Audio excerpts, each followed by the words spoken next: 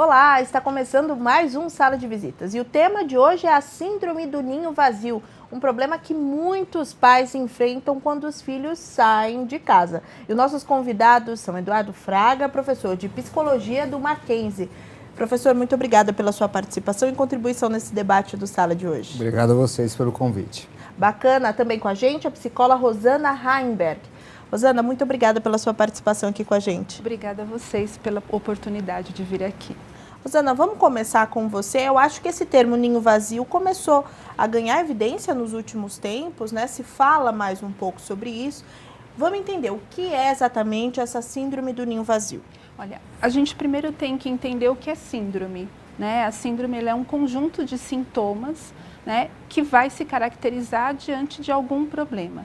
E o ninho, ele tem a ver realmente com a questão, né, figurativa do ninho do passarinho, que quando os passarinhos são alimentados, ganham asas e voam, e este ninho fica vazio posteriormente. Então essa relação é direta com a questão da mãe, né, do pai, da família, que no momento que os filhos crescem, ficam adultos, vão buscar também os seus objetivos e saem de casa, né? Então, diretamente é mesmo deixar vazio o espaço, né, de filho em casa. Agora, professor, não necessariamente é claro que todo pai tem essa missão aí ao longo da vida de educar, criar os filhos, e quando eles vão embora viver a própria vida, sentir falta é absolutamente natural, né? Quando é que a gente sabe que tem alguma coisa errada aí nessa falta, nessa...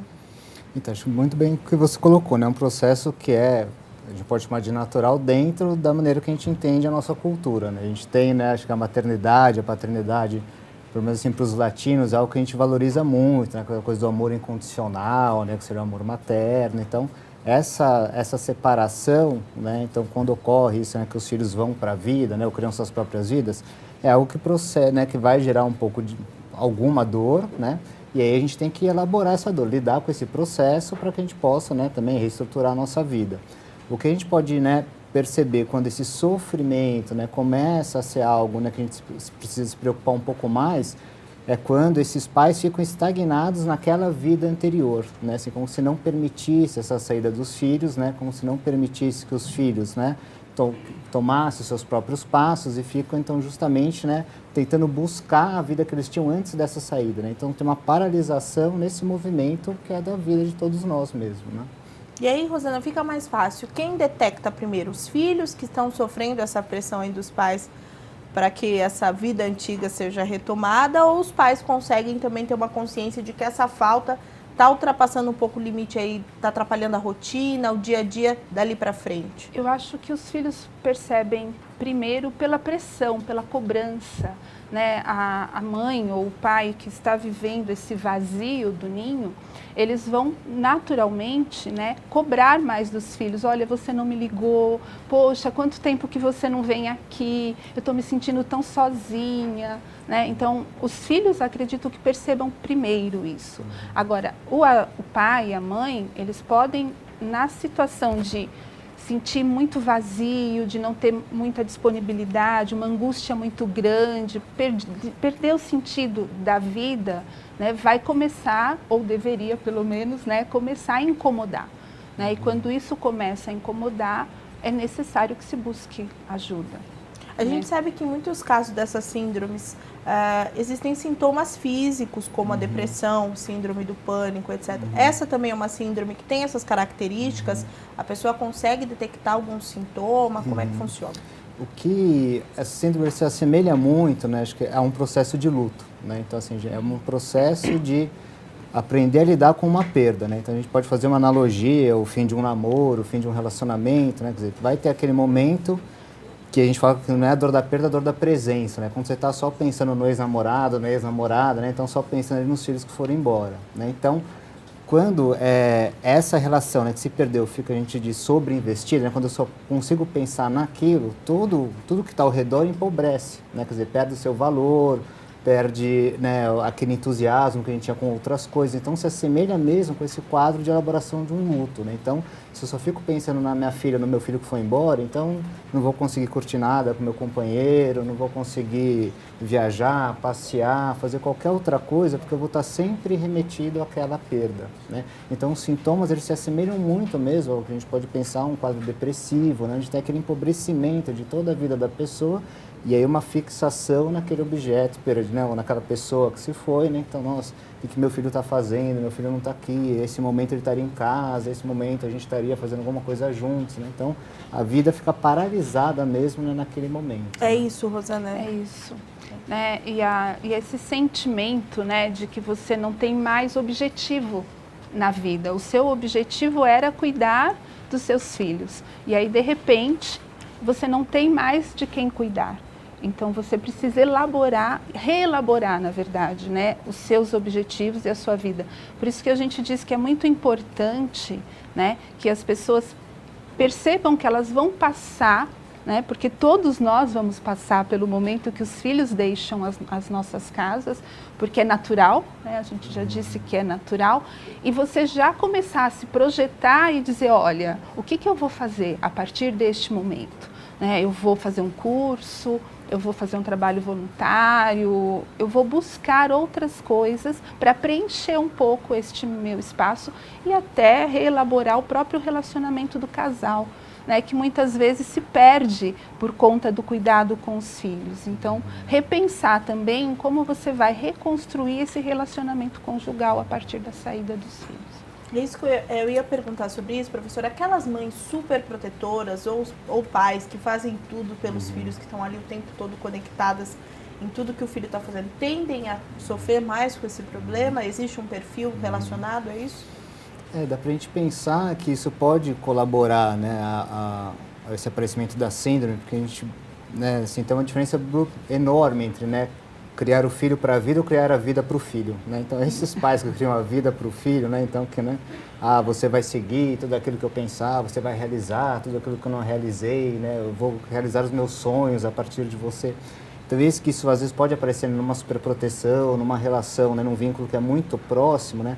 A dificuldade, né, de elaborar essa separação pode ser maior mesmo, né? Porque estava muito ali os ideais dos pais, né, os desejos dos pais, tudo aquilo muito depositado no filho, né? E quando esse filho ou essa filha toma um outro rumo, né, então ter que lidar com essa separação pode ser de fato muito difícil mesmo, né? Então acho que essa grande diferença, né, o poder criar o filho para a vida é o que a gente tem, né, como seria aí o ideal, né? Porque daí você já está se preparando gradativamente para esse processo de separação, de autonomia dos filhos, assim por diante, né?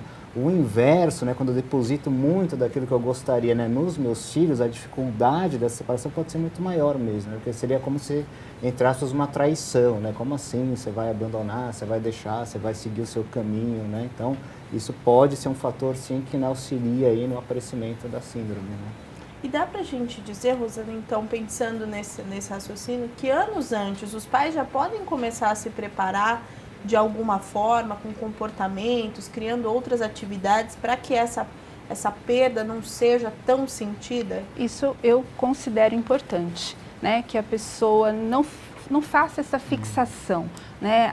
A nossa vida, ela não é única e exclusiva para uma única realização, uma única situação, né? Nós fazemos várias coisas, né? Você tem um trabalho, lógico que algumas mães não possuem o trabalho, né? Mas a gente tem uma vida profissional, a gente tem uma vida afetiva, né? Nós temos objetivos, né? Conquistas ainda a fazer.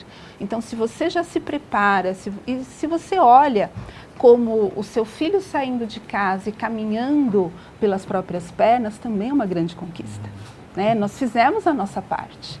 Então, a partir daí, eu tenho que me sentir bem, porque o meu filho está adulto, está conquistando, está, né, caminhando com as próprias pernas. E eu preciso também ter outras coisas para fazer. Então, se a pessoa conseguir, né, perceber que ela precisa ampliar e fazer outras coisas, minimiza, ajuda bastante. Mesmo que seja tomar café com as amigas, né? Uma vez por semana ir ao museu, ao teatro, fazer outras coisas que preencham esses espaços. E aí, pensando em casos que essa síndrome se manifestou de uma forma um pouco mais intensa, a pessoa está realmente mais depressiva, desanimada com a rotina do dia a dia, quais são os caminhos? Procurar psicoterapia? Quais são esses caminhos? Em geral, a psicoterapia, e dependendo do grau da depressão, um psiquiatra também, porque aí às vezes o tratamento precisa ser medicamentoso também. Ainda é muito difícil, professor, a mãe ou o pai aceitar que está com a síndrome? Esse grau, né, o que a gente vai determinar na síndrome, pensando agora no campo terapêutico mesmo, né, é esse processo que, né, vai ter que encontrar outros, né, ressignificar a vida, né, então encontrar outros valores, né, outros objetos, né, para investir, né, para fazer. Então, o que a gente vai, não ficaria tanto, né, da gente ter que definir, né, ou mesmo, né, dar essa nomenclatura, né, mas auxiliar esses pais nesse processo de ressignificação da vida, né. Claro, como a Rosana muito bem colocou, né, se esse sofrimento está muito intenso, aí é o auxílio de uma medicação, né, um auxílio, né, às vezes um antidepressivo, para justamente, né, dar, né, como coadjuvante aí do tratamento psicoterapêutico, né. Mas é um processo que se dá ao longo do tempo, né, a gente, às vezes na psicologia até um pouco, a gente fala assim, luta é um processo que não se trata, né, é o tempo, né, que vai ajudando, né, a pessoa a elaborar. Então, a síndrome se assemelha bastante com isso mesmo. Então, ao revisitar essa dor, né, ao falar constantemente desse filho que foi, revisitar esse abandono, né, ao escutar também um pouco do terapeuta, né, quer dizer, outros sentidos para essa perda, que também é a construção de uma vida, né, a gente começa, né, gradativamente a mexer isso um pouquinho, né, e aí começa a construir aí outras possibilidades para esse momento que está sendo passado, né. Bom, a gente vai para o intervalo rápido, mas fica por aí que o Sala de Visitas volta já já.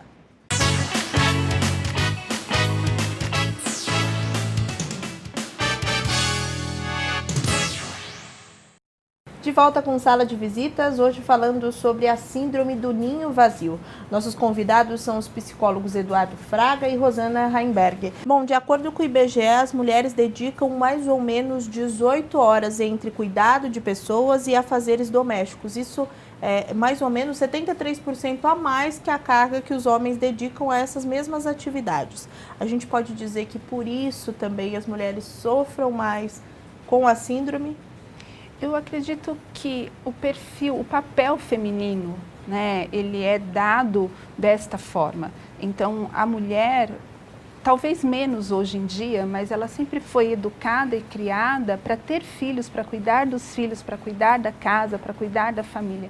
Isso impede que ela tenha outras oportunidades e faça outras coisas. Então, se ela tiver 100% voltada para essas atividades, ela vai sentir de forma mais intensa a saída do filho, né? Professor, vamos falar um pouco agora dos filhos, que sofrem com essa pressão, que sofrem muitas vezes com manipulações dos pais, psicológicos, etc. Quais são os problemas que essa síndrome pode causar para esses filhos que estão aí começando uma nova vida? Então, se os filhos percebem, né, quer dizer, o sofrimento dos pais, a dificuldade dos pais com essa separação, né, os pais podem manifestar isso muito, né, por essa resistência ao novo, né, então por essa não aceitação da vida do filho. Então, pode implicar com o parceiro, com a parceira, né, do filho, da filha, né, então... Agora, se os filhos percebem isso, né, entendem que isso, né, é uma dificuldade dos pais, né, que tá dessa separação, da elaboração dessa perda, tendo consciência disso, a gente pode, né, pedir que esses filhos auxiliem os pais, né, de um modo que a minimizar essa dor, né? Então, dar um pouco de atenção a esses pais, as visitas, né, quer dizer, conversar com eles. Então, por que eu estou dizendo isso, né? Não estou querendo ser injusto com os filhos, mas se os filhos, né, têm compreensão que a dificuldade está mais daquele polo, a gente tem que pedir um pouco mais de recurso para quem tem esse entendimento, né? Muito difícil para quem está sofrendo muito, né? Falar, deixa disso, né? Deixa isso para lá. Quer dizer, os pais não vão ter nesse momento esse recurso. Então, os filhos, quer dizer, sabendo disso, acho que pode aliviar um pouco, né? Um sentimento de culpa que eles podem ter, né? Nossa, estou abandonando os pais, não é disso que se trata. Do mesmo modo que os pais, construíram a família deles, os filhos têm todo o direito de fazer isso também, né? Mas nesse momento que está sendo mais delicado para os pais, quer dizer, ajudar a amortecer um pouco esse processo, né? Que é, né? Então, sei lá, as visitas, vai lá no fim de semana, visita um pouquinho, liga um dia, liga outro, quer dizer, e auxiliando nesse processo de separação, né? A ideia é que isso passe, né? Assim, não deve, né? A gente pensa... Estou lembrando de um autor, ele fala desse processo de luta, ele fala, uns 2 anos, aí se passa muito disso que a gente começa a ficar mais preocupado. Então, com o tempo, isso tende a arrefecer, né? Seus pais vão, né, isso, construindo novos projetos, né? Vão... A Rosana falava, né, eu lembrei, às vezes tem casais que se tratam como pai e mãe, né? Assim, Sim, então, é verdade. Então, né, é uma coisa que fica muito preso a esse papel, né? E é isso. Você concorda, Rosana? Concordo. Alguns pais, eles perdem a identidade, né? Vira mãe e pai até na relação esposo e esposa, né? Na relação marital, perdeu a sua identidade. Né? Não perder essa identidade é extremamente importante. Porque você tem também essa função, mas ela não é única e exclusiva. Né? E reconstruir, eu acho que a relação com os filhos pós-casamento, pós-saída para estudar fora, né, ou para qualquer outro motivo, ela precisa ser reconstruída. Né? Não vai ser mais, eu faço o cafezinho da manhã para você todos os dias, mas não é porque o filho não está mais lá que eu não vou mais fazer o café da manhã. E você concorda com o professor no sentido de os filhos precisam estar ali naquele momento, dando um pouco mais de atenção, mas também tomando cuidado para que esse pai não invada a vida pessoal dele, interfira? Como é que você acha que tem que ser o papel do filho nesse sentido? É uma relação bem delicada, né? Mas o máximo possível mesmo é de compreender e de estar presente. Porque o que mais assusta na síndrome do ninho vazio é nunca mais vai ser meu e nunca mais vai estar aqui. Né? Então, perceber que não está fisicamente naquele espaço não é estar ausente da vida. Então, o que é importante é se perceber que onde estiver o filho, né, ele está presente. Né? E esta forma de como vai se construir essa nova relação é que é muito importante. Né?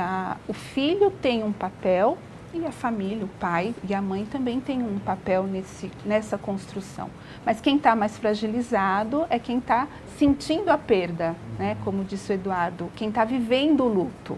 Porque quem está saindo não está em luto, né? Na mesma proporção. Ele está construindo novas oportunidades, então ele tem um outro objetivo. Mas ajuda muito se o filho tiver essa compreensão. Você acha que é bacana, professor, de repente o filho também procurar uma psicoterapia para entender como é que isso se dá, por que essa relação se desenvolveu dessa maneira, porque de repente essa pressão pode gerar algum outro tipo de problema para o filho também, né?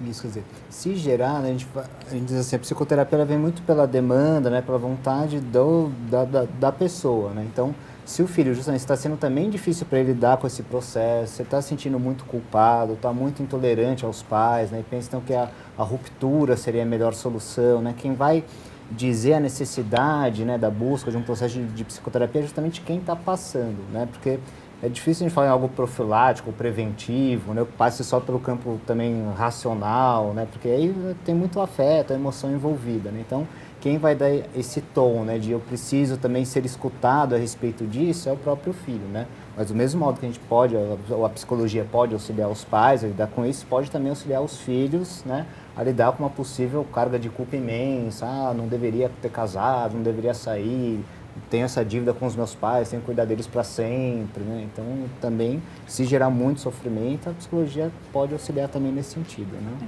Mas eu acho importante, né, lembrar que este processo é natural, né? Então, essas situações onde as coisas não acontecem, né, da forma natural e que elas têm essa sobrecarga ou de culpa ou de angústia, ela não é o natural. Né? O natural é que esse processo aconteça, todo mundo vai sentir a falta do que tinha e vai reconstruir a partir daí as novas relações, a nova forma de ser mãe, de ser filho. Né? Porque a gente reconstrói isso, ninguém deixa de ser. Né? Você só reconstruiu, está trabalhando com isso de uma outra maneira. E a síndrome do ninho vazio sempre existiu, professor? Quando é que ela ganhou esse nome? Quando começou a pensar sobre isso? Então, quer dizer, qualquer quadro clínico, né, assim, ele sempre tem, né, tem data para nascer, né, ou nasceu em determinado momento, né, pode ter data para acabar também, né. Então, essa noção está muito próxima a esse modelo nuclear, né, quer dizer, de família nuclear, ou seja, de uma relação mais próxima entre pais e filhos, né, isso, se a gente pegar aqui no Brasil, né, passagem da família colonial para a família nuclear, século XVIII, né, então, quando, né, a gente sai daquela família mais extensa, né, e com escravos, com mediadores, e vai fazer então um vínculo mais próximo entre pais e filhos, né. Então, essa vinculação mais próxima começa justamente a ter um mais investimento afetivo entre pais e filhos, né. E aí, dentro dessa lógica, a gente pode pensar, né, desse modelo, o amor materno, né, todo aquele amor incondicional, que daí isso vai ganhando cada vez mais peso. A gente pode pensar, às vezes, o inverso também, né, se a gente pegar nos filhos, esse nosso processo de educação que é sempre contínuo, né, que eu faço a graduação, mestrado, doutorado, não paro de estudar nunca, e estou lá com 40 anos em casa, e às vezes o ninho está cheio também, né, que os pais falam, nossa, meu filho, né, está aqui com 40 e tantos anos e também não sai de casa nunca, né, então às vezes, né, a saída também é bem-vinda, né, mas são fatores culturais mesmo que estão relacionados, a gente só pode pensar nessa síndrome quando a gente pensa em uma relação muito mais próxima entre pais e filhos, né, que na época do Brasil colônia isso não existia, né, porque era uma relação muito mais mediada, né, por outros cuidadores, né. Também, professora, a família era maior, era um outro tipo de formação, né? Isso mesmo, então, essa família extensa, né? Então tinha muitos intermediários, né, entre os pais e os filhos, né? Então isso já nos leva a entender que a vinculação, a forma de vinculação, né, ela era muito mais tênue, né, por conta desses intermediários. Então, com a saída desses intermediários e a formação da família nuclear, aí a gente entende esse investimento afetivo maior, né, entre pais e filhos, e aí a gente pode começar a pensar na síndrome, etc, né? Então tem um processo de construção histórica mesmo, isso para qualquer quadro clínico mesmo, eles são datados mesmo. O professor deu exemplo de muitos pais costumam desenvolver uma implicância pelo parceiro, os telefonemas. Quais são alguns desses comportamentos que são bem comuns quando a mãe ou o pai está iniciando aí esse processo da síndrome? Primeiro é mesmo essa sensação de perda, né, que está perdendo o filho. Então ela vai tentar uma chantagem emocional, né? Você não gosta mais de mim, você não liga mais para mim, não almoça mais comigo, né? Algumas situações, né, que vão sempre dizer para o outro, olha, você está me abandonando e eu estou sentindo, né, esse abandono. E aí, de repente, uma doença psicossomática, né, somatizar essas emoções também é muito comum, né, dores na perna, problemas vasculares, né, alguma questão de palpitação. É comum mesmo, professor? É comum, porque é o pedido de um olhar, né? Quer dizer, a gente diz aí, não sei se quer chamar atenção, né?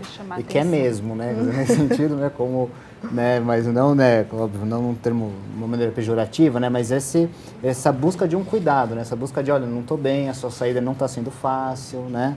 Eu vou implicar, não de forma deliberada, né, mas ele com seu parceiro, com a sua parceira, porque está muito duro, também. né, essa ausência. Então, é esse chamar a atenção, quer dizer, mas de uma forma, vamos chamar assim, consciente, né, para um grito de socorro em relação a esse sofrimento, né. Então, esses sintomas que compõem a síndrome, né, ele é uma linguagem codificada de um pedido de ajuda, né? Uma maneira cifrada de falar, olha, não está sendo fácil, né? Sua saída está muito difícil, a gente precisa também de um pouco da ajuda de vocês para lidar com isso, né? E a síndrome acontece quando, por exemplo, eu tenho 3 filhos, um deles saiu, eu posso ter a síndrome? Como é que isso se desenvolve? Se este filho que sair primeiro for o filho com mais presença na casa, porque às vezes a gente tem 3 filhos, mas você já tem aquele que trabalha o dia inteiro, que sai muito cedo, que volta muito tarde, né? Então, o sentimento com este filho é menor na saída, porque ele já tem essa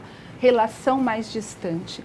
É muito mais forte com aquele filho que está mais presente, que é mais parceiro, né, que palpa toda a obra, né, que leva a mãe ao médico, que ajuda nas compras, né? Então, este filho mais próximo, que está sempre muito perto, vai ter um grau maior de sentimento. Rosana, eu de queria perda. agradecer muito a sua presença. Infelizmente, a gente está ficando sem tempo. Queria pedir para você deixar os seus contatos para quem quiser bater esse papo com você. Tem o meu e-mail, rsnreimberg1@gmail.com.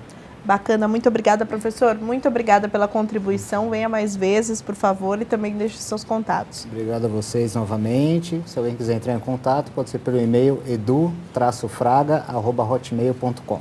Bacana. E muito obrigada a você que participou de mais um bate-papo aqui no Sala de Visitas. TV Câmara São Paulo. A política da cidade passa por aqui.